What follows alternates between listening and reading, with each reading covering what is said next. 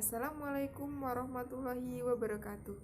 Nama saya Tri Arsy Lestari dari jurusan Ekonomi Syariah semester 3 akan menjelaskan laporan-laporan keuangan akuntansi.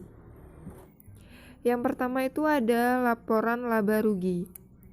Laporan laba rugi adalah bagian dari laporan keuangan suatu perusahaan yang dihasilkan pada suatu periode akuntansi yang menjabarkan unsur-unsur pendapatan dan beban perusahaan sehingga menghasilkan suatu laba atau rugi bersih.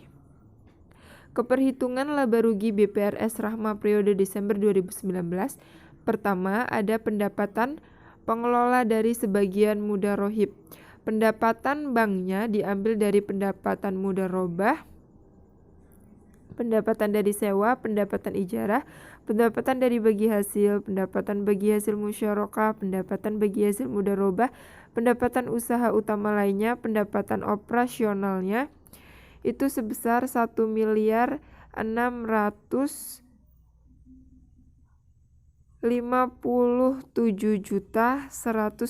rupiah.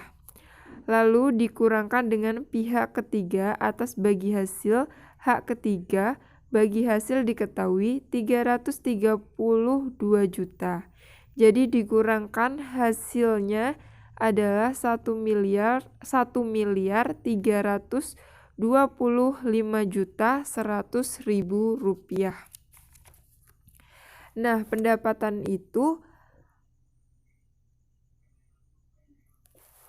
setelah dikurang lagi dengan beban, sehingga beban bank itu dikurangkan dengan pendapatan beban gaji, beban admin, beban usaha lainnya, zakat, penyisihan, kerugian aset, bonus. Itu di total lalu pendapatan 1.325.100.000 rupiah dikurangkan sama bebannya. Jadi laba usahanya itu 167.100.000 rupiah. Itu sebelum pajak. Nah, setelah dikurangkan pajak, jadi laba neto itu 137.100.000 rupiah. Laba neto atau laba bersihnya BPRS Rahma periode Desember 2019. Yang kedua itu ada laporan perubahan ekuitas. Laporan perubahan ekuitas adalah laporan keuangan yang mencatat informasi tentang penyebab bertambah dan berkurangnya modal selama kurun waktu tertentu. Laporan perubahan ekuitas BPRS Rahma periode Desember 2019. Yang pertama itu modal saham. Lalu ditambah dengan semua laba ditahan dan tambahkan dengan laba tahun berjalan dan menghasilkan modal akhir 756.470.000 rupiah. Yang selanjutnya ada laporan posisi keuangan. Laporan posisi keuangan atau neraca adalah salah satu laporan keuangan yang memberikan informasi tentang posisi aktiva, kewajiban, dan modal yang disajikan pada akhir periode.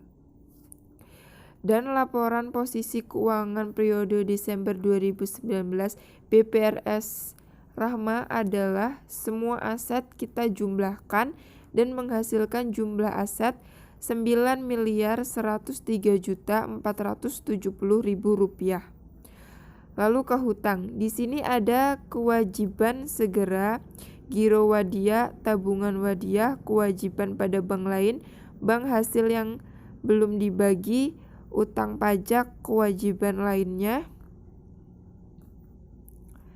menghasilkan 1.902.000.000. Lalu seluruh jumlah hutang ditambah dengan modal saham dan ditambah laba ditahan dan laba tahun berjalan menghasilkan 9.103.470.000 rupiah. Yang keempat itu ada laporan arus kas. Laporan arus kas yaitu menyajikan informasi mengenai penerimaan dan pengeluaran kas dalam suatu periode akuntansi. Arus kas penerima berupa laba bersih 130.100.000 rupiah. Penyusutan 97 juta. Lalu arus kas dari aktivitas operasional dari kas, piutang murabahah, kewajiban wadiah, tabungan wadiah, bagi hasil yang belum dibagikan, kewajiban pada bank lainnya, kewajiban lain-lain,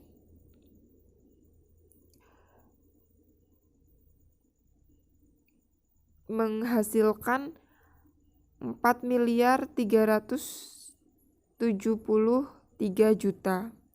Kemudian arus kas dari aktivitas investasi ada dana sirkah, temporer deposito, dana sirkah temporer tabungan, dan modal saham kita jumlahkan dan menghasilkan 6.763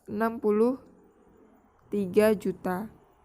Jadi penambahan kas sebesar 2.624.100.000 rupiah dan saldo kas pada tanggal 30 Desember 2019 sebesar 121 juta.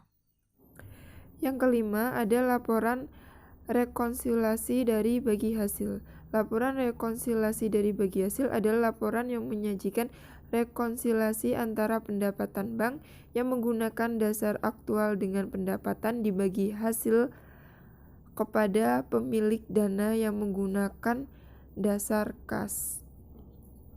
Jadi di sini jumlah pendapatan usaha utama sebesar 1.657.100.000 rupiah. Pendapatan yang tersedia untuk dibagi sebesar 1.657.100.000 rupiah. Bagi hasil yang menjadi pihak bank sebesar 1.015 juta. Dan bagi hasil yang menjadi hak pemilik sudah didistribusikan sebesar 642.100.000 rupiah. Yang keenam itu ada jurnal penutup. Jurnal penutup adalah jurnal yang dibuat pada akhir periode akuntansi untuk mentransfer saldo dari akun sementara ke akun permanen. Jadi kita ikhtisarkan dari akun debit ke kredit dan akun kredit ke debit. Maka ikhtisar laba rugi dari laba ditahan sebesar 137.100.000 rupiah. Yang ketujuh itu ada neraca saldo setelah penutup. Neraca saldo setelah penutup adalah neraca yang dibuat setelah penutupan dengan tujuan untuk memastikan bahwa jumlah saldo yang ada di buku besar benar-benar seimbang atau balance. Neraca saldo setelah penutup itu berisi aset, utang, dan modal. Jadi pertama itu kita tulis seluruh neraca awal kita semuanya di sini. Dan setelah dijumlahkan akan menghasilkan 9.372 juta.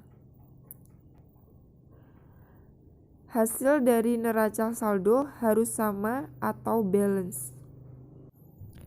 Demikian penjelasan dari saya, kurang lebihnya saya mohon maaf. Saya akhiri, wassalamualaikum warahmatullahi wabarakatuh.